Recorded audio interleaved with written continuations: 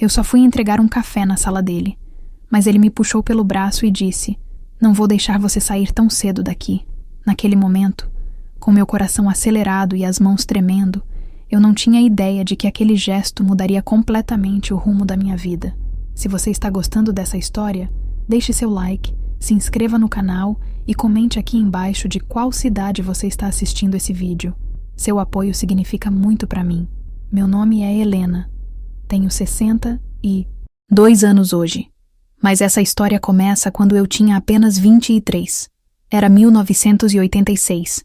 E eu acabara de me mudar para São Paulo, vinda de uma cidadezinha do interior de Minas Gerais. Minha mãe havia falecido no ano anterior, vítima de um câncer que consumiu não apenas sua vida, mas todas as nossas economias. Meu pai, um homem bom, mas derrotado pela perda, ficou cada vez mais ausente, afogando as mágoas na cachaça que comprava na venda do seu Joaquim. Minhas duas irmãs mais novas, Mariana e Júlia, precisavam continuar os estudos, e eu, como a mais velha, senti o peso da responsabilidade cair sobre meus ombros como um manto de chumbo. Foi minha tia Rosália, irmã mais nova da minha mãe, quem me convenceu a ir para a cidade grande. Ela trabalhava como governanta na casa de uma família abastada no bairro dos Jardins e conhecia gente que sempre precisava de empregadas domésticas. Lembro que ela chegou numa tarde quente de janeiro, com aquele seu jeito prático, decidido. Encontrou-me lavando roupa no tanque do quintal. O suor escorria pelo meu rosto, e minhas mãos já estavam vermelhas e ásperas de tanto esfregar. Ela me olhou com uma mistura de pena e determinação. "Filha, você não pode continuar assim", ela disse, colocando a mão no meu ombro. "Aqui você vai definhar igual a uma planta sem sol. Em São Paulo tem trabalho, tem oportunidade. Eu conheço uma família ótima, gente de bem, que está precisando de alguém para ajudar nas tarefas da casa. O salário é bom, tem carteira assinada, você vai poder mandar dinheiro para suas irmãs e ainda sobra para você." Eu hesitei. São Paulo me parecia um monstro distante, cheio de perigos e armadilhas para uma moça do interior como eu. Mas quando olhei ao redor, vi a tinta descascada das paredes da nossa casa, o telhado que precisava de conserto, as galinhas magras ciscando no terreiro, e soube que minha tia estava certa. Não havia futuro para mim ali. 3 semanas depois, eu estava dentro de um ônibus rodoviário, com uma mala velha de papelão amarrada com barbante, seguindo em direção ao desconhecido. A viagem durou quase 10 horas. Lembro de cada momento daquele trajeto, o balanço do ônibus, o cheiro de diesel misturado com o perfume barato de uma senhora que sentou ao meu lado, as paisagens mudando da vegetação seca do interior para algo cada vez mais urbano e cinzento. Quando finalmente chegamos à rodoviária do Tietê, fiquei paralisada. Nunca tinha visto tanta gente junta na minha vida. O barulho era ensurdecedor. Uma cacofonia de vozes, motores de ônibus, anúncios pelo alto-falante. Pessoas corriam para todos os lados como formigas em um formigueiro gigante. Agarrei minha mala com força e fiquei ali parada, perdida, até que vi o rosto familiar da tia Rosália me acenando. "Minha filha, você chegou", ela disse me abraçando apertado. "Bem-vinda a São Paulo. Sei que parece assustador agora, mas você vai se acostumar. Todo mundo se acostuma." Pegamos 2 ônibus até chegarmos ao bairro dos Jardins. Eu colava o rosto na janela tentando absorver tudo aquilo. Os prédios enormes, as lojas com vitrines iluminadas, os carros reluzentes, as pessoas bem vestidas caminhando pelas calçadas largas. Era um mundo completamente diferente do meu. Quando descemos na avenida principal e caminhamos por ruas arborizadas até uma casa que mais parecia um palácio, senti meu estômago revirar de nervosismo. "É aqui, tia Rosália", anunciou diante de um portão grande de ferro trabalhado. "Os Mendonça são boa gente, você vai ver. O Dr. Ricardo é advogado, muito bem sucedido. A dona Célia é professora universitária. Uma mulher elegante, mas exigente. Eles têm 2 filhos já crescidos que não moram mais aqui. A casa é grande e dá trabalho, mas eles pagam direito e tratam bem quem trabalha para eles." Ela tocou a campainha e logo apareceu uma empregada uniformizada que nos conduziu até a entrada de serviço. Passamos por um jardim lateral com flores que eu nunca tinha visto, arbustos podados em formas geométricas, uma fonte de pedra no centro. Entramos pela cozinha, um espaço imenso com armários brancos, bancadas de mármore, eletrodomésticos que brilhavam. Tudo cheirava a limão e alfazema. Dona Célia nos recebeu ali mesmo. Era uma mulher alta, magra, de cabelos loiros presos num coque impecável. Devia ter uns 50 anos, mas parecia mais nova. Usava um conjunto de calça e blusa em tons de bege, um colar de pérolas, sapatos de salto médio. Seus olhos azuis me examinaram da cabeça aos pés, avaliando cada detalhe. Você deve ser a Helena, ela disse com uma voz educada, mas fria. Minha cunhada falou muito bem de você. Espero que seja uma moça trabalhadora e discreta.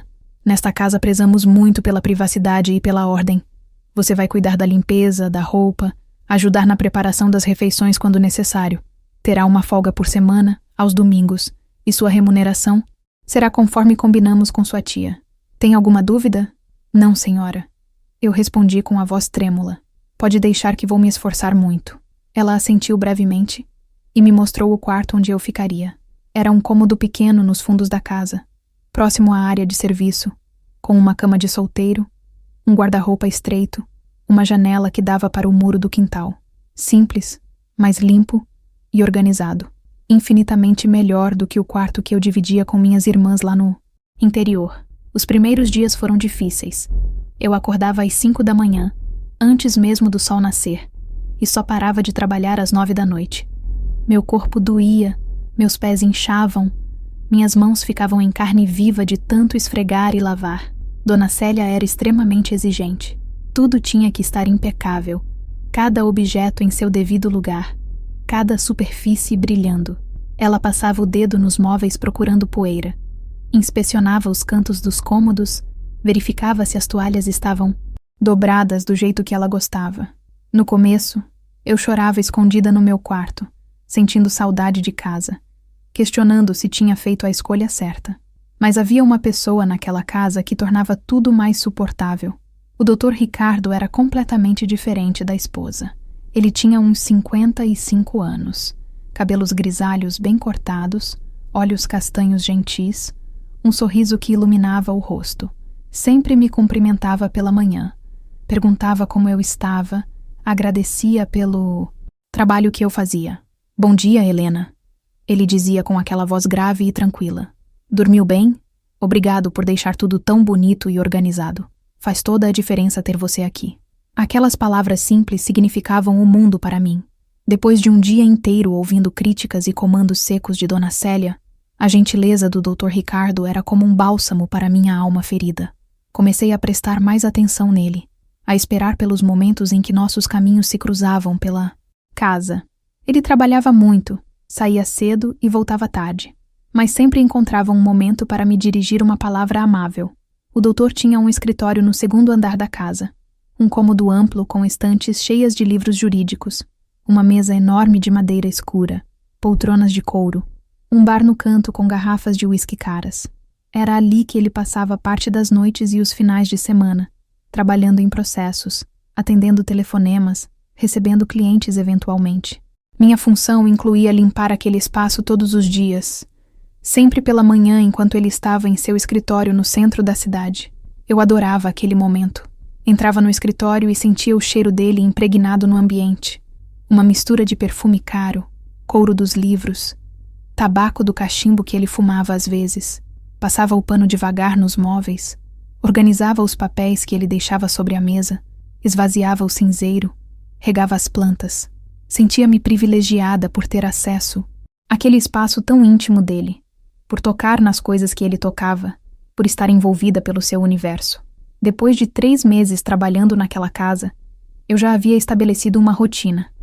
Acordava cedo, preparava o café da manhã para os patrões, limpava a casa de cima a baixo, cuidava das roupas, ajudava com as refeições, fazia as compras quando necessário.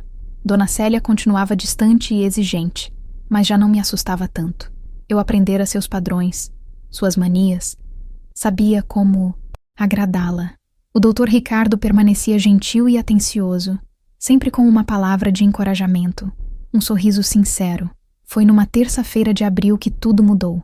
Era um dia chuvoso, daqueles em que a cidade fica cinzenta e melancólica, o barulho da chuva batendo nas janelas criando uma atmosfera de intimidade forçada.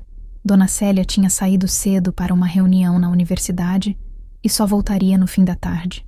Eu estava sozinha com o Dr. Ricardo, que tinha decidido trabalhar de casa naquele dia. Por volta das 10 da manhã, depois de terminar a limpeza do andar de baixo, preparei uma bandeja com café fresco, 2 torradas com geleia e um copo de suco de laranja. Subi as escadas até o escritório, equilibrando a bandeja com cuidado. Bati levemente na porta. "Pode entrar." A voz dele respondeu do outro lado. Empurrei a porta com um ombro e entrei. Ele estava sentado atrás da mesa, usando óculos de leitura, debruçado sobre uma pilha de documentos. Quando me viu, sorriu e tirou os óculos. "Helena, que gentileza sua", ele disse. "Estava mesmo precisando de um café. Você sempre sabe o momento certo." Coloquei a bandeja sobre a mesa, tomando cuidado para não atrapalhar os papéis. "Eu trouxe torradas também, doutor.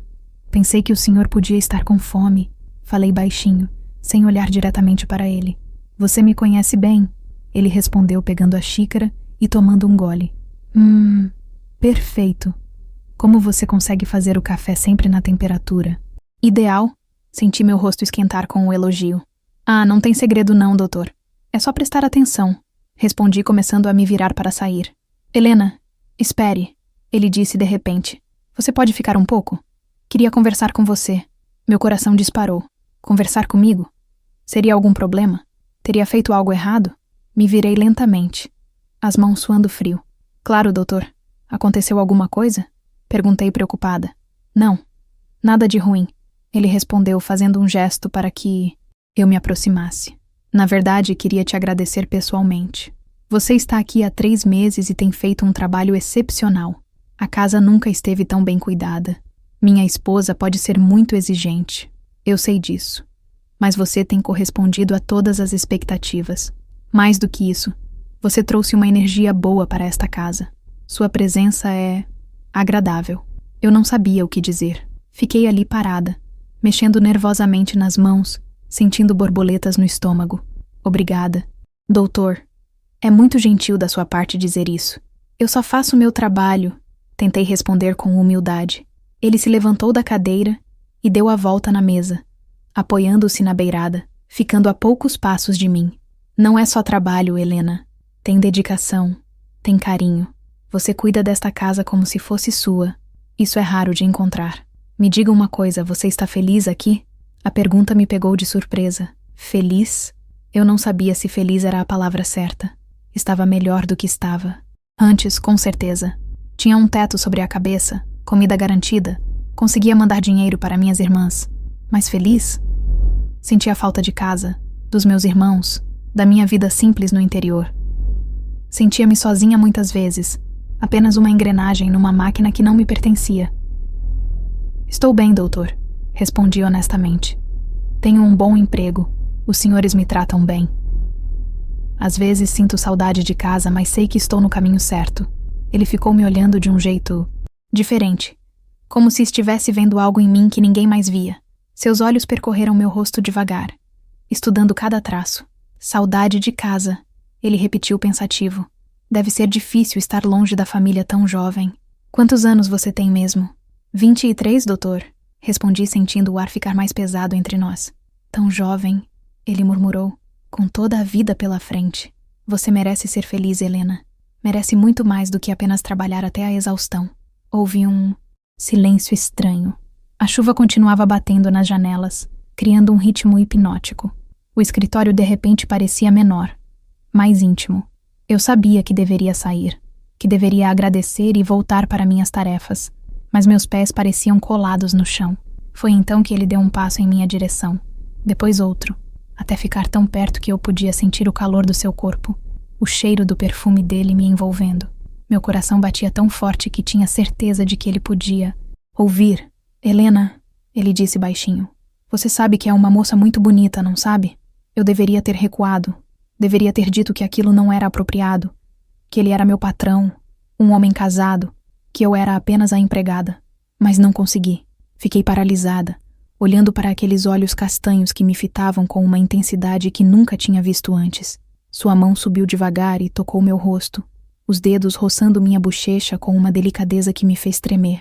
"Tão bonita e tão inocente", ele sussurrou. "Eu não deveria estar fazendo isso, mas não consigo evitar. Você me atrai de um jeito que eu não consigo explicar. Doutor, eu... Tentei falar, mas minha voz saiu fraca, quase inaudível. Shh! Ele colocou o dedo sobre meus lábios. Não precisa dizer nada agora. Só precisa confiar em mim. E então ele se inclinou e me beijou. Foi meu primeiro beijo de verdade. Seus lábios eram macios, quentes, insistentes. Senti tontura. Meus joelhos fraquejaram. Mas ele me segurou pela cintura, me puxando para mais perto. O mundo ao redor desapareceu, restando apenas nós dois naquele escritório, com a chuva caindo lá fora, e meu coração prestes a explodir dentro do peito. Quando ele finalmente se afastou, eu estava sem ar, atordoada, sem entender completamente o que tinha acabado de acontecer. Ele sorriu, passou a mão pelos meus cabelos. Você é especial, Helena. Muito especial. Eu quero que você saiba disso, ele disse com aquela voz, aveludada que sempre me desarmava. E eu quero cuidar de você, fazer você feliz. Você merece isso. Eu deveria ter percebido ali, naquele exato momento, que estava entrando num território perigoso. Deveria ter enxergado os sinais de alerta, ouvido a voz da razão me gritando para sair correndo daquele escritório e nunca mais olhar para trás. Mas eu era jovem, inexperiente, carente de afeto e atenção. E aquele homem, com sua elegância, sua gentileza, seu poder, me fazia sentir vista, importante, desejada pela primeira vez na vida. Então, quando ele me puxou novamente para seus braços e disse baixinho no meu ouvido, "Não vou deixar você sair tão cedo daqui", eu não resisti. Me deixei ficar ali, envolvida pelo calor dele, pelo cheiro dele, pela ilusão de que aquilo poderia ser o começo de algo bonito, de algo que mudaria minha vida para melhor. Como eu estava enganada. Como eu não tinha ideia da tempestade que estava prestes a entrar na minha vida. Uma tempestade que me arrastaria para lugares que eu jamais imaginei que existissem. Que me testaria de maneiras que eu nunca pensei ser possível. Que me transformaria em uma pessoa completamente diferente da moça ingênua que naquele momento se entregava aos braços de um homem casado, acreditando que o amor poderia vencer qualquer obstáculo. Mas isso eu só descobriria depois. Naquele momento, com a chuva batendo nas janelas e o coração acelerado, eu estava flutuando numa nuvem de ilusão, incapaz de ver a queda que me aguardava. Nos dias que se seguiram aquele beijo no escritório, eu caminhava pela casa como se estivesse num sonho. Cada tarefa que eu realizava ganhava um significado diferente. Cada objeto que eu tocava parecia conectado a ele de alguma forma. Quando passava pano na mesa de jantar, lembrava de como suas mãos fortes seguravam os talheres com elegância. Quando arrumava as almofadas do sofá da sala, pensava em como ele se sentava ali para ler o jornal aos domingos. Quando dobrava suas camisas recém-passadas, sentia o cheiro do amaciante e imaginava aquele tecido contra sua pele. Ele não tocou no assunto imediatamente. Nos primeiros 2 dias após o beijo, manteve uma distância respeitosa. Apenas me cumprimentava com aquele sorriso que agora eu sabia guardar segredos. Mas seus olhos me seguiam pela casa.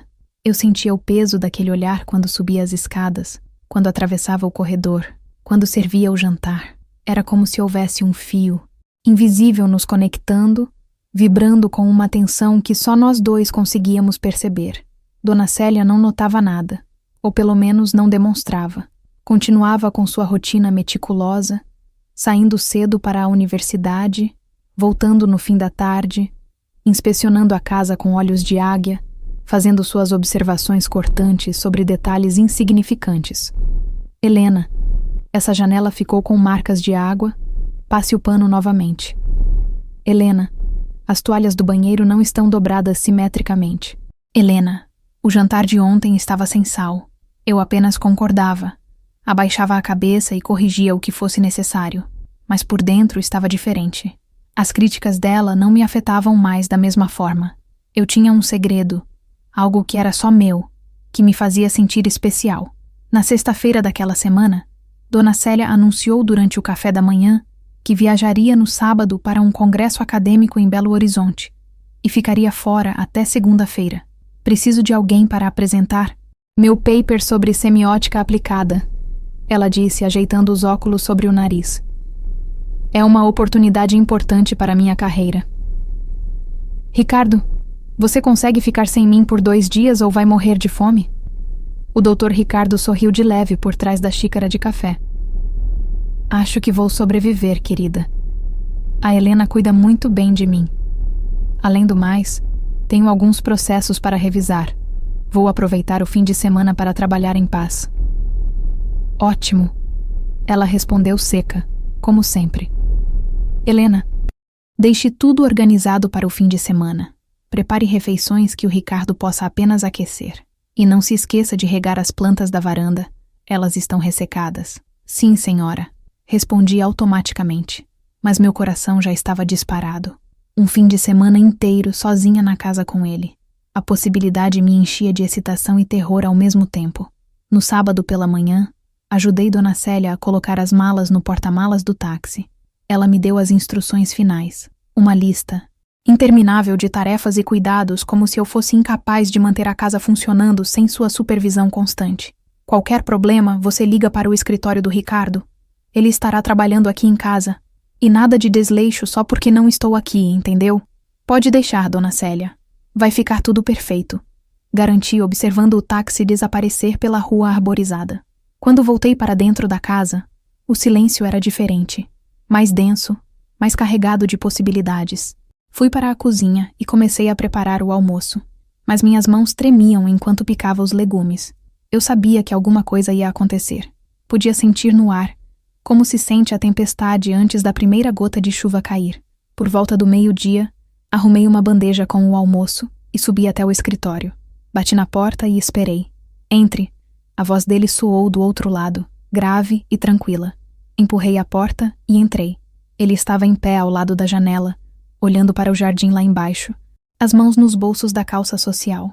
Quando me ouviu entrar, virou-se lentamente. Helena, ele disse meu nome de um jeito que fez minha pele arrepiar. Estava esperando por você. Coloquei a bandeja sobre a mesa, tentando manter a compostura. Trouxe o almoço, doutor. Fiz aquele frango com batatas que o senhor gosta. Falei baixinho, sem conseguir olhar diretamente para ele. Ele se aproximou devagar, cada passo ecoando no piso de madeira. Você sabe que não precisa me chamar de doutor. Quando estamos sozinhos, não sabe? Meu nome é Ricardo. Eu não sabia o que responder. Havia uma linha sendo cruzada ali. Uma fronteira entre patrão e empregada que estava se dissolvendo rapidamente. Sim, doutor. Ricardo. Corrigi, sentindo meu rosto queimar.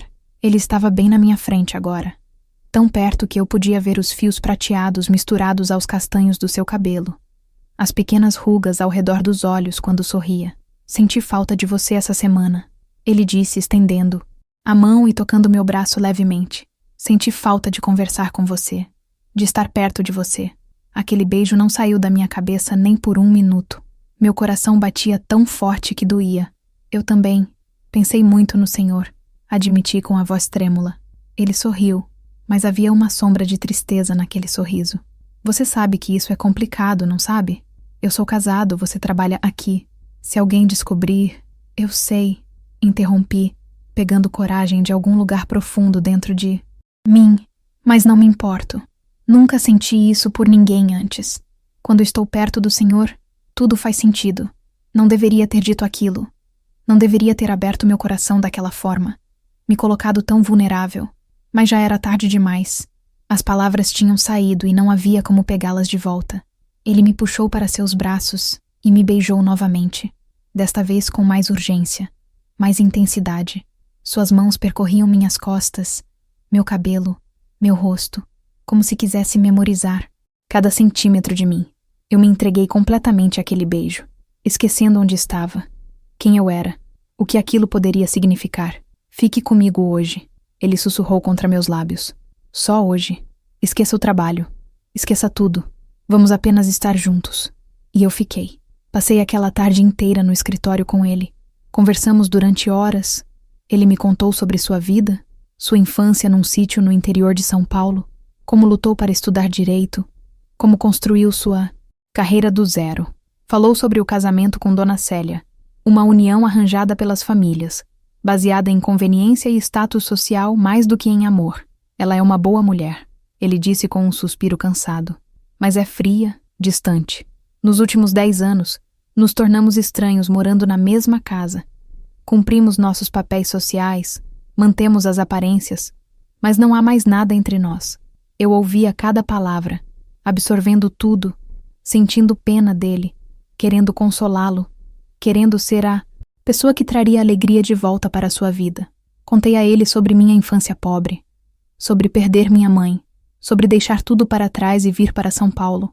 Ele segurou minha mão e disse que eu era corajosa, forte, que admirava minha determinação. Quando o sol começou a se pôr, ele me levou até a janela e ficamos ali olhando as cores alaranjadas e rosadas pintando o céu. É tão raro ter um momento de verdade, ele disse passando o braço ao redor dos meus ombros. Um momento onde posso ser apenas eu mesmo, sem máscaras, sem fingimentos. Você me dá isso, Helena. Você me faz sentir vivo novamente. Naquela noite, jantamos juntos na mesa da sala de jantar, algo que nunca tinha acontecido antes.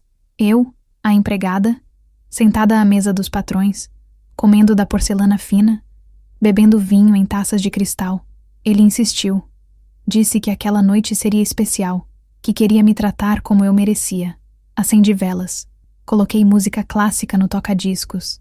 Preparei uma refeição caprichada. Nós conversamos, rimos, brindamos a momentos roubados e a segundas chances. Depois do jantar, ele me pegou pela mão e me conduziu até a sala de estar. Sentamos no sofá, tão perto um do outro que nossos corpos se tocavam. A música continuava tocando baixinho, criando uma atmosfera de intimidade quase irreal. Ele afastou uma mecha de cabelo do meu rosto e me olhou nos olhos. Helena, o que está acontecendo entre nós é real, ele disse com seriedade. Não é apenas atração física, não é um capricho. Eu sinto algo verdadeiro por você, algo que não sentia há muito tempo. Mas preciso que você entenda a situação. Eu não posso deixar minha esposa agora.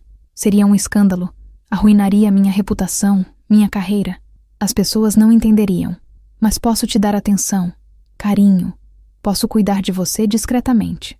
Posso te fazer feliz dentro das possibilidades que temos. Eu deveria ter dito não. Deveria ter percebido que ele estava me oferecendo migalhas, prometendo um amor escondido, condenado a viver nas sombras. Mas eu era jovem, apaixonada, deslumbrada com aquele homem que representava tudo que eu nunca tinha tido. Sofisticação, cultura, segurança. Então eu disse sim. Concordei em ser sua amante secreta, em aceitar os momentos roubados, em viver uma mentira. Naquela noite ele me levou para o quarto de hóspedes no térreo, longe do quarto principal onde ele dormia com Dona Célia. Foi gentil, cuidadoso, atencioso. Repetia que eu era especial, que nunca tinha sentido algo assim, que cuidaria de mim sempre. E eu acreditei em cada palavra. Quando acordei no domingo de manhã, ele já tinha voltado para seu quarto. Encontrei um bilhete sobre o travesseiro. Você é a coisa mais bonita que aconteceu na minha vida em anos. Nosso segredo, nossa alegria. R. Dobrei aquele papel e guardei no fundo da gaveta do meu guarda-roupa, como se fosse um tesouro precioso. Os meses que se seguiram foram uma montanha russa de emoções. Durante o dia, eu era apenas Helena, a empregada eficiente e invisível. Limpava, cozinhava, lavava, passava, sempre de cabeça baixa, sempre obediente.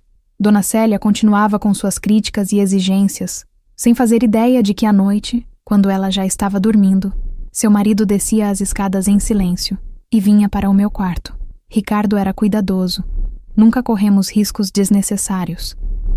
Ele só vinha me ver quando tinha certeza absoluta de que Célia estava profundamente adormecida.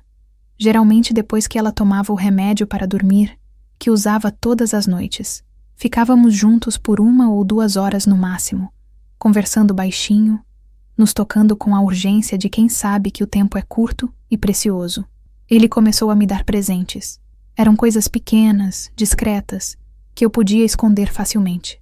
Um batom importado, um frasco de perfume, um par de brincos delicados, um lenço de seda. Nada muito caro ou chamativo que pudesse levantar suspeitas, mas presentes que me faziam sentir especial, lembrada, amada. Você merece coisas bonitas, ele dizia enquanto eu experimentava um colar que ele tinha comprado numa loja cara da Rua Augusta. Merece ser tratada como uma princesa. Se eu pudesse, cobriria você de joias e vestidos caros. Levaria você para jantar nos melhores restaurantes. Viajaria com você para o mundo inteiro. As promessas eram bonitas, mas eu já começava a entender que eram apenas isso. Promessas. Palavras ditas no calor do momento. Sonhos que nunca se concretizariam. Ricardo tinha sua vida estruturada, sua posição social a manter, sua reputação a preservar. Eu era o escape dele, a fantasia, a aventura proibida. Mas nunca seria mais do que isso. Mesmo assim, eu continuava. Continuava porque estava apaixonada, porque acreditava que no fundo ele me amava de verdade, porque tinha medo de perder aquele pedacinho de felicidade que tinha encontrado no meio da minha vida dura e sem graça. Continuava porque não sabia fazer diferente. Minha tia Rosália começou a desconfiar. Ela vinha me visitar aos domingos, meu dia de folga, e notava mudanças em mim. Helena, você está diferente, ela disse uma tarde enquanto tomávamos café na praça perto da casa. Tem um brilho nos seus olhos que não tinha antes. Está mais bonita também, cuidando melhor de você. Conheceu alguém? Eu desviava o olhar, incapaz de mentir diretamente para ela. Não, tia. É só que estou mais adaptada, mais feliz com o trabalho. Só isso. Ela me olhava com aqueles olhos experientes que pareciam ver através das minhas mentiras, mas não insistia. Só tome cuidado, minha filha. Essa cidade está cheia de homens que fazem promessas vazias para moças como você. Não deixe ninguém te usar. As palavras dela ecoavam na minha cabeça, mas eu as empurrava para longe. Ricardo não estava me usando. Ele me amava. Era diferente. Ou pelo menos era isso que eu precisava acreditar para continuar, vivendo aquela mentira. No 4º mês de nosso relacionamento secreto, algo mudou. Comecei a perceber que Dona Célia olhava para mim de forma diferente. Não era nada óbvio, apenas um segundo a mais de observação quando eu passava por ela. Um franzir de testa quase imperceptível quando me via conversando com Ricardo. Perguntas sobre minha rotina, que pareciam ter segundas intenções. Helena, que horas você vai dormir normalmente? Ela perguntou um dia, do nada, enquanto eu arrumava a sala. Por volta das 10, 10:30, senhora. Respondi, tentando parecer natural. E você dorme bem? Não acorda durante a noite? Durmo sim, senhora. Por quê? Ela deu de ombros. Mas seus olhos continuavam me avaliando. Curiosidade apenas. Às vezes ouço barulhos à noite e me pergunto se é você circulando pela casa. Meu sangue gelou. Não, senhora. Quando vou dormir, não saio mais do quarto até a manhã seguinte. Menti, sentindo o suor frio escorrer pelas minhas costas. Que bom. Ela disse com um sorriso frio. É importante que todos nesta casa durmam tranquilos. Cada um em seu devido lugar. A ameaça velada não passou despercebida. Naquela noite, quando Ricardo tentou vir ao meu quarto, eu estava nervosa demais para relaxar. Acho que sua esposa está desconfiando. Sussurrei agarrada a ele na escuridão. Ela fez perguntas estranhas hoje. Ele afastou meus cabelos do rosto e me olhou com aqueles olhos que sempre me acalmavam. Célia não desconfia de nada. Ela está sempre tão envolvida com o trabalho dela que mal percebe o que acontece ao redor. Você está imaginando coisas, meu amor. Somos cuidadosos, discretos. Está tudo bem. Eu queria acreditar nele. Queria desesperadamente acreditar que estávamos seguros, que poderíamos continuar vivendo aquele amor proibido sem consequências. Mas uma voz pequena lá no fundo da minha mente sussurrava que a tempestade estava chegando, que em breve nossa bolha de ilusão iria estourar de forma espetacular. E essa voz, como eu descobriria muito em breve, estava absolutamente certa. Foi numa quinta-feira, 6 meses depois daquele primeiro beijo, que tudo começou a desmoronar. Eu estava na lavanderia, separando as roupas para lavar, quando ouvi passos firmes descendo as escadas. Eram passos pesados, determinados, completamente diferentes do andar leve e cuidadoso de Ricardo quando vinha me encontrar. Meu coração disparou mesmo antes de ver quem era. Dona Célia apareceu na porta da lavanderia. Seu rosto estava pálido, os lábios apertados numa linha fina, os olhos brilhando com uma raiva fria que me gelou até os ossos. Ela segurava algo na mão, e quando levantou o braço, reconheci imediatamente o que era. O lenço de seda que Ricardo tinha me dado, aquele que eu escondia no fundo da gaveta junto com os outros presentes. Poderia me explicar, ela disse com uma voz baixa e perigosa, o que isso estava fazendo no bolso do paletó do meu marido. Um lenço feminino, perfumado, claramente usado. Você acha que eu sou idiota, Helena? Minha boca abriu, mas nenhum som saiu. Minhas mãos largaram as roupas que estava segurando e ficaram congeladas no ar. Eu queria correr, desaparecer, me tornar invisível, mas meus pés pareciam pregados no chão frio da lavanderia. Eu não sei, senhora. Consegui gaguejar, a voz saindo trêmula e fraca. Talvez seja de alguma cliente, de alguém do escritório. Não me insulte com mentiras patéticas. Ela cortou, dando um passo em minha direção. Eu conheço esse perfume. É o mesmo que você usa. Aquele que misteriosamente começou a aparecer por aqui há alguns meses. Você acha que eu não percebi? Acha que sou cega? Lágrimas começaram a escorrer pelo meu rosto sem que eu pudesse controlar. Dona Célia, por favor, Quantas vezes? Ela perguntou, sua voz subindo de tom. Quantas vezes você deitou com meu marido debaixo do meu teto? Quantas vezes vocês riram de mim pelas minhas costas enquanto eu... Trabalhava enquanto eu confiava em você? Não foi assim. Tentei explicar desesperadamente. Eu nunca quis desrespeitar a senhora. Eu não planejei isso, aconteceu e... Aconteceu! Ela praticamente gritou, o controle finalmente se rompendo. Uma empregada não se deita com o patrão por acidente, sua vadia. Você veio para esta casa fingindo ser uma moça de bem, humilde, trabalhadora, quando na verdade estava de olho no que não era seu desde o primeiro dia. As palavras dela me atingiam, como chicotadas. Não era verdade. Eu não tinha planejado nada. Não tinha chegado ali com intenções ruins. Mas como explicar isso para ela? Como fazer alguém entender que o amor não pede licença? Não escolhe hora nem lugar? Onde está ele?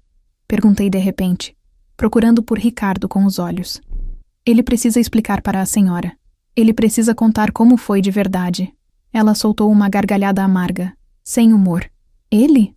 Meu querido marido covarde está escondido no escritório dele, fingindo que está numa ligação importante. Você acha que ele vai te defender? Que vai assumir a responsabilidade? Homens como Ricardo nunca assumem. Eles seduzem, aproveitam, prometem o mundo e depois deixam garotas ingênuas como você segurarem o peso sozinhas. Suas palavras me acertaram como um soco no estômago, porque no fundo, muito no fundo, eu sabia que ela tinha razão. Ricardo não ia aparecer para me defender, não ia colocar tudo em risco por mim. Eu era descartável, substituível. Apenas mais uma aventura que deu errado. Você tem 30 minutos para juntar suas coisas e sair da minha casa. Dona Célia decretou, jogando o lenço no chão aos meus pés. E pode esquecer qualquer carta de referência ou acerto de contas. Sorte sua que não vou chamar a polícia por invasão de propriedade e destruição de casamento. Agora suma da minha frente antes que eu perca completamente o controle. Ela virou as costas e saiu, seus saltos ecoando pelo corredor como marteladas no meu caixão. Fiquei ali parada, tremendo, chorando, sentindo meu mundo inteiro desmoronar. 6 meses de ilusão, de promessas, de amor fingido, tudo indo pelo ralo em questão de minutos. Forcei minhas pernas a se moverem e corri para o meu quarto. Peguei a mala velha de papelão debaixo da cama e comecei a jogar minhas coisas dentro dela. Sem cuidado, sem pensar. Roupas, sapatos, os poucos pertences que eu tinha. Abri a gaveta onde escondia os presentes de Ricardo e por um momento considerei deixá-los ali, apagar qualquer evidência daquele relacionamento maldito. Mas minha mão tremeu e acabei colocando tudo no fundo da mala. Eram tudo que eu tinha dele. A única prova de que aquilo tinha sido real. Estava fechando a mala quando ouvi uma batida suave na porta. Meu coração deu um salto. Ricardo. Finalmente ele tinha vindo. Finalmente ia me dizer que resolveríamos aquilo juntos. Que não me deixaria sozinha. Abri a porta com esperança brilhando nos olhos molhados. Mas não era Ricardo. Era Conceição. A cozinheira mais velha que trabalhava na casa há 15 anos. Ela me olhava com pena, e algo que parecia ser compreensão. Vim me despedir, filha, ela disse baixinho, e te dar um conselho que ninguém me deu quando eu tinha sua idade. Homem casado não larga da esposa por amante. Pode prometer o céu e a terra. Pode jurar amor eterno. Mas na hora do vamos ver, ele escolhe o conforto, o status, a vida que já está montada. Você foi usada, querida. E não vai ser a última. Aprenda com isso e siga em frente. Ela colocou algumas notas de dinheiro na minha mão. É pouco, mas vai te ajudar até você achar outro emprego. E tome cuidado. O mundo lá fora não perdoa moças que tropeçam. As pessoas são cruéis. Vão te julgar, vão te chamar de nomes feios. Mas você é jovem, pode recomeçar. Não deixe esse erro definir quem você é. Conceição me abraçou rapidamente e saiu antes que eu pudesse agradecer. Guardei o dinheiro no bolso. Peguei minha mala e dei uma última olhada naquele quartinho que tinha sido meu lar por 6 meses. As paredes brancas e sem graça. A cama estreita onde Ricardo tinha sussurrado promessas vazias. A janela que dava para o muro. Nada daquilo era meu. Nunca tinha sido. Subi as escadas pela última vez, arrastando a mala pesada, cada degrau parecendo uma montanha. Quando passei pelo corredor do 2º andar, vi a porta do escritório entreaberta. Parei. Meu coração implorava para que eu entrasse ali, confrontasse Ricardo, exigisse explicações, fizesse ele admitir que tinha me amado de verdade. Mas meus pés continuaram andando, porque no fundo eu já sabia a verdade. Ele não ia aparecer, não ia me abraçar e dizer que lamentava, não ia lutar por mim. Homens como Ricardo não fazem isso. Eles ficam escondidos em seus escritórios, protegidos por suas posições e privilégios, enquanto garotas como eu carregam sozinhas o peso das consequências. Desci até o térreo e atravessei a casa pela última vez. Na sala de estar, Dona Célia estava sentada no sofá, uma taça de vinho na mão, olhando para o nada. Quando me viu passar, não disse nada. Apenas me observou com aqueles olhos frios até eu desaparecer pela porta dos fundos. Saí para a rua com minha mala na mão e o coração partido em pedaços. O sol estava brilhando. As pessoas passavam apressadas pela calçada. Os carros buzinavam no trânsito. A vida continuava normalmente, como se meu mundo não tivesse acabado de implodir. Caminhei sem destino por horas. Meus pés doíam. Meus braços ardiam de carregar a mala pesada. Mas eu continuava andando porque não sabia para onde ir. Não podia voltar para o interior assim, derrotada, sem emprego, carregando um segredo vergonhoso. Não podia procurar minha tia Rosália, porque ela tinha me avisado, tinha me alertado sobre os perigos, e eu não tinha escutado. Sentei num banco de praça quando o sol começou a se pôr. Meu corpo inteiro doía. Minha garganta estava seca. Minha cabeça latejava. Abri a mala e peguei o lenço de seda que tinha causado toda aquela confusão. Era bonito, delicado, caro. Passei os dedos pelo tecido macio e deixei as lágrimas caírem livremente. Como eu tinha sido tão tola? Como tinha acreditado que um homem como Ricardo poderia me amar de verdade? Eu era apenas uma empregada, uma distração, uma fantasia passageira. E agora estava ali, sozinha, sem casa, sem trabalho, sem dignidade. Uma mulher idosa se aproximou do banco. Ela tinha cabelos brancos presos num coque frouxo, roupas simples mas limpas, olhos gentis que já tinham visto muita coisa na vida. "Posso sentar, querida?" ela perguntou, apontando para o espaço livre ao meu lado. Concordei com a cabeça, enxugando as lágrimas rapidamente. Ela sentou com um suspiro cansado e ficou em silêncio por um momento, apenas observando as crianças brincando no playground da praça. "Problemas do coração?" ela perguntou suavemente. "Como a senhora sabe?" Respondi surpresa. Ela sorriu com tristeza, porque toda mulher que chora segurando um lenço bonito numa praça às 6 da tarde está com o coração partido. É uma lei universal. Eu tinha depositado todas as minhas esperanças em alguém que não merecia, confessei. As palavras saindo antes que eu pudesse censurá-las. Achei que ele me amava, que cuidaria de mim, mas no final fui apenas mais uma idiota. A mulher pegou minha mão e apertou com carinho. "Você não é idiota por ter amado, querida. É humana. Todos nós cometemos erros quando o coração está envolvido. O que importa agora é o que você vai fazer daqui para frente. Vai deixar esse erro te destruir ou vai aprender com ele e se tornar mais forte?" "Não sei se consigo ser forte", admiti sentindo a voz falhar. "Consegue sim", ela afirmou com convicção, "porque você já sobreviveu até aqui. E mulheres como nós sempre sobrevivem. Sempre encontramos um jeito de continuar, mesmo quando tudo parece perdido." Ela ficou ali comigo até escurecer completamente, apenas sua presença silenciosa me dando conforto. Quando finalmente se levantou para ir embora, colocou algo no meu colo. Era um papel com um endereço escrito à mão. "Procure essa pensão amanhã de manhã. É de uma amiga minha, Dona Marta. Fale que foi a Dona Irene quem mandou." Ela tem um quarto disponível barato e conhece gente que está sempre procurando empregadas. Não é muito, mas é um recomeço. Obrigada, consegui. Sussurrar, agarrando aquele papel como se fosse uma tábua de salvação. Dona Irene sorriu e acariciou meu rosto. Vai ficar tudo bem, filha. Talvez não amanhã, talvez não no mês que vem, mas um dia você vai olhar para trás e agradecer por ter saído daquela casa. Às vezes as piores coisas que nos acontecem são bênçãos disfarçadas. Ela se afastou lentamente, desaparecendo na escuridão da noite.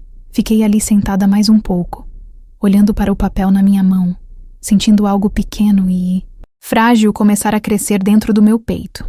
Não era esperança exatamente. Era algo mais próximo de determinação. No dia seguinte, com o corpo dolorido de ter dormido no banco da praça, procurei a pensão de Dona Marta.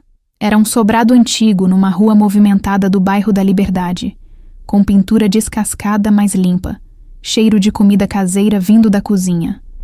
Dona Marta era uma senhora robusta, de cabelos escuros presos num rabo de cavalo, avental manchado de molho de tomate, mãos, ásperas de quem trabalha duro. Dona Irene me falou de você. Ela disse, me examinando de cima a baixo. Disse que você estava precisando de um lugar para ficar e de trabalho. O quarto é pequeno. Você vai dividir com outras 2 moças. Mas a cama é limpa. E a comida é boa. Pode pagar adiantado? Peguei o dinheiro que Conceição tinha me dado e entreguei a ela. Era exatamente o valor de 2 semanas de aluguel. Dona Marta contou as notas. Assentiu satisfeita e me entregou uma chave. Quarto. 3. Segundo andar. Suas companheiras de quarto são a Neuza e a Aparecida. Ambas trabalham em fábricas. São moças direitas. Você vai se dar bem com elas. E olha, ela segurou meu braço antes que eu subisse. Eu não sei o que aconteceu com você, mas todo mundo aqui tem uma história. Ninguém julga ninguém. Você está segura aqui.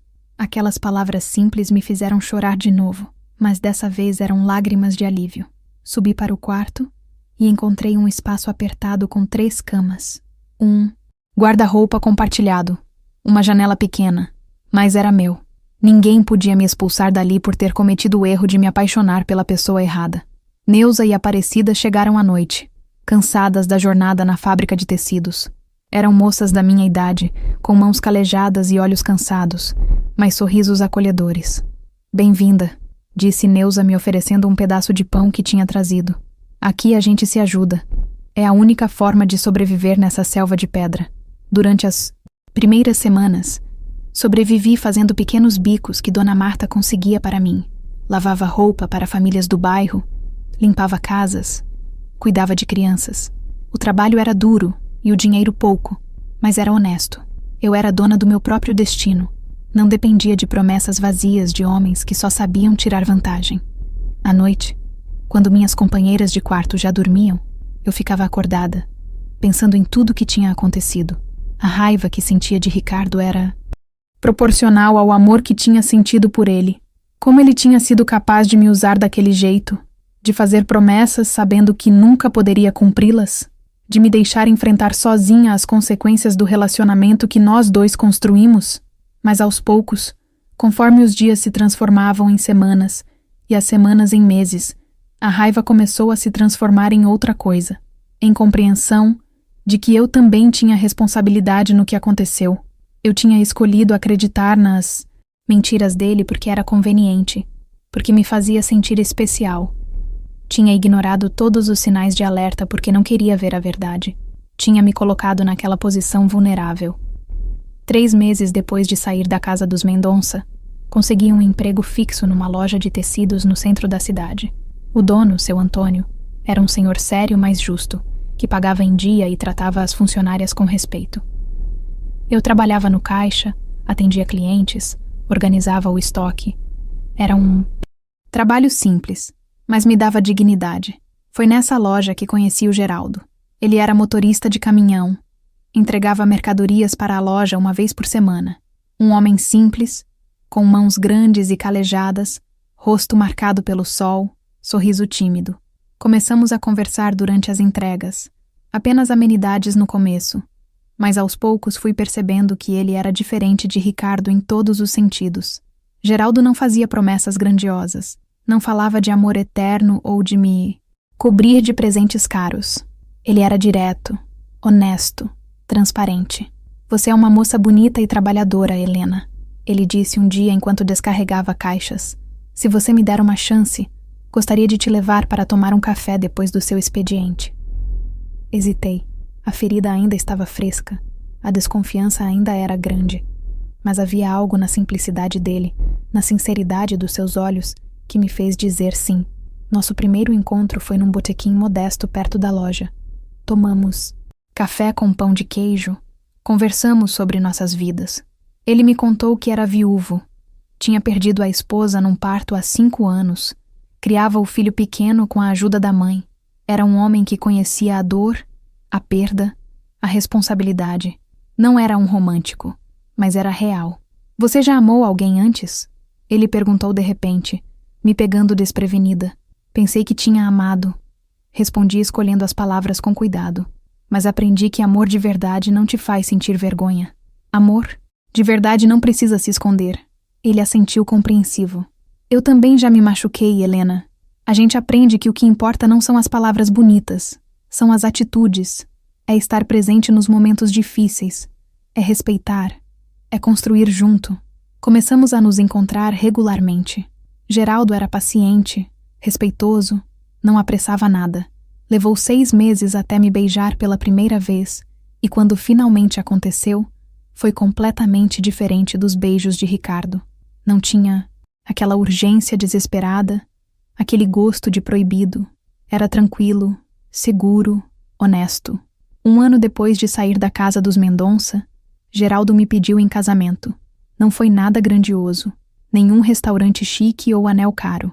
Foi numa tarde de domingo, sentados no banco daquela mesma praça onde Dona Irene tinha me encontrado. Helena, eu sei que você já sofreu, já foi machucada, mas eu prometo que vou te respeitar sempre. Vou trabalhar duro para te dar uma vida digna. Vou te tratar como a mulher valiosa que você é. Quer casar comigo? Olhei para aquele homem simples, com suas mãos calejadas, segurando as minhas, seus olhos sinceros esperando minha resposta. Ele não era sofisticado como Ricardo. Não tinha o charme, a eloquência, o dinheiro, mas tinha algo infinitamente mais valioso. Tinha integridade. Sim, respondi sentindo a emoção apertar minha garganta. Eu quero. Nos casamos numa cerimônia simples, apenas com amigos próximos e alguns familiares. Minha tia, Rosália, veio de Minas Gerais e chorou de emoção ao me ver de branco. Minhas irmãs, já moças crescidas, me abraçaram forte e disseram que estavam orgulhosas de mim. Dona Marta, Neuza e Aparecida estavam lá, comemorando como se fossem família. Na nossa primeira noite como marido e mulher, no quartinho simples que Geraldo tinha alugado para começarmos nossa vida juntos, ele segurou meu rosto entre as mãos e disse: prometo ser gentil, Helena.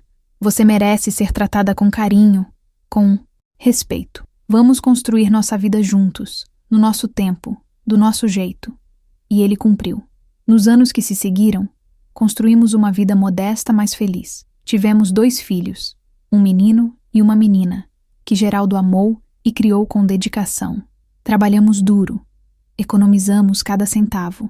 Conseguimos comprar uma casinha simples na Zona Leste. Não tínhamos luxo, mas tínhamos paz, tínhamos respeito mútuo, tínhamos amor verdadeiro. Eu nunca mais vi Ricardo. Às vezes, ao longo dos anos, quando passava pela região dos Jardins indo para algum compromisso, meu coração acelerava com a possibilidade de encontrá-lo. Mas a vida tinha nos levado para caminhos completamente diferentes. Ele continuou com sua carreira brilhante, sua casa grande, sua esposa elegante, e eu construí algo muito mais valioso, uma família de verdade, um amor verdadeiro, uma vida com dignidade. Hoje, aos 62 anos, quando olho para trás, consigo entender que aquele dia terrível em que fui expulsa da casa dos Mendonça foi, na verdade, o dia em que minha vida de verdade começou. Dona Irene estava certa. Às vezes, as piores coisas que nos acontecem são bênçãos disfarçadas. Perdi Geraldo há 3 anos, vítima de um câncer que o consumiu lentamente. Mas ele partiu sabendo que tinha sido amado, respeitado, valorizado, e me deixou uma herança muito maior do que qualquer fortuna. Me ensinou que amor verdadeiro é construído no dia a dia, nas pequenas gentilezas, na presença constante, no respeito mútuo. Meus filhos já são adultos, com suas próprias famílias. Meu filho é professor, minha filha é enfermeira. São pessoas honestas, trabalhadoras, que tratam os outros com respeito. Olho para eles e sinto um orgulho imenso de saber que ajudei a formar esses seres humanos íntegros. Às vezes, minhas netas me perguntam sobre minha juventude, querem saber histórias dos velhos tempos. Eu conto algumas coisas, deixo outras guardadas apenas para mim, mas sempre faço questão de dizer uma coisa: nunca aceitem migalhas de amor. Nunca se contentem com promessas vazias de homens que querem escondê-las. Vocês merecem alguém que as ame à luz do dia, que as apresente com orgulho, que construa ao lado de vocês, não apesar de vocês. Tem dias em que ainda pego aquele lenço de seda no fundo da gaveta, o único objeto que guardei daquela época, não por saudade, mas como lembrete. Lembrete de que eu fui jovem e tola, mas que aprendi, cresci, me tornei forte, que cometi erros, mas não deixei esses erros me definirem. Se eu pudesse voltar no tempo e falar com aquela Helena de 23 anos, prestes a entregar o café naquele escritório, o que eu diria? Diria para ela correr, para não cair naquela armadilha dourada. Mas também sei que aquela menina precisava passar por tudo aquilo para se tornar a mulher que eu sou hoje. As cicatrizes que carregamos nos ensinam tanto quanto as vitórias.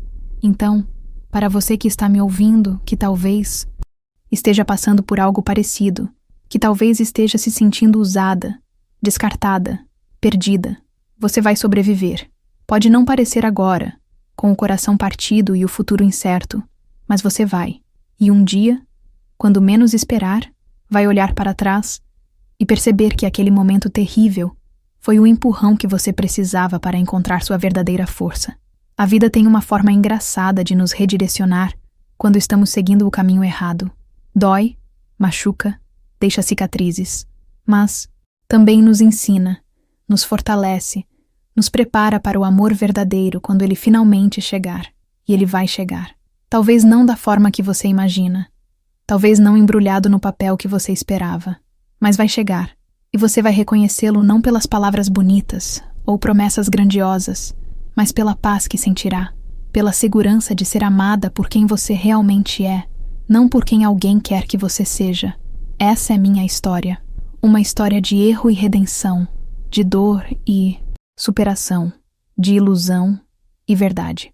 Uma história que compartilho não para que sintam pena de mim, mas para que entendam que todos tropeçamos, todos caímos, mas o que realmente importa é se escolhemos levantar e seguir em frente. Obrigada por me ouvirem. Que minha experiência sirva de luz para alguém que ainda está no escuro, procurando o caminho de volta para casa.